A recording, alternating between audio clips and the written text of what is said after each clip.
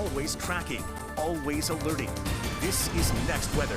0 is what you want to see on a weekend as far as rain chances, and we have that tomorrow. Maybe more like 0 to 5. A couple of sprinkles are possible, but really it's not going to be much. And then 10% coverage, we'll bump that up to 20 and 30% as we head into the early part of next week. But it's not going to be a lot. In fact, as we total those 7 days out, about 1/10 of an inch of rainfall, that would be about it. 1/4 of an inch, maybe in some spots right along the coast, but it's not going to amount to much as we see it right now. So we're looking pretty good as far as that goes. Checking in on the forecast, let's talk about tomorrow and the rain chances that we have upcoming here, because we're going to continue to see a slight, onshore component. So it's that gusty wind that we've been dealing with here, and that will continue to bring us about a couple of isolated showers at best in the morning, very early on. You see these light greens that are not depicting much in the way of any significant rainfall. Certainly not going to be supported upstairs. We have a lot of dry air still on top of the state of Florida.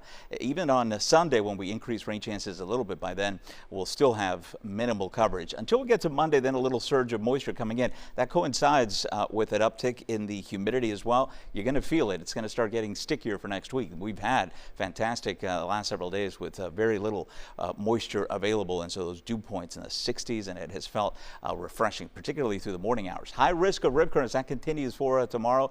Water temperatures in the low 80s, probably not the best idea to get in with those rips that are going to be frequent and strong. And then we have a small craft advisory as well for the Florida Keys, so we'll watch that. As far as the tropics, yeah, we still have an area that we're going to be watching. In fact, the odds of development have increased over the last 12 to 24 hours, and this is from the National Hurricane Center. It's this tropical wave. It's disorganized. Tropical waves typically it's just a cluster of thunderstorms not doing anything, not bothering anyone. But eventually, when it gets to this part of the Caribbean, right, that's when we have the potential for a 30% chance of developing. And when you see any kind of percentage, it means a tropical depression or something more organized like a tropical storm or even a hurricane. What we're thinking right now is we just have to wait for the system to become better organized so the models can have a better locking in as far as what it's going to do. Eventually, it does head over towards Central America. That's what we're thinking right now. Let's check in on the 7-day forecast, and we'll leave you there with the rain chances going up as we head into tomorrow.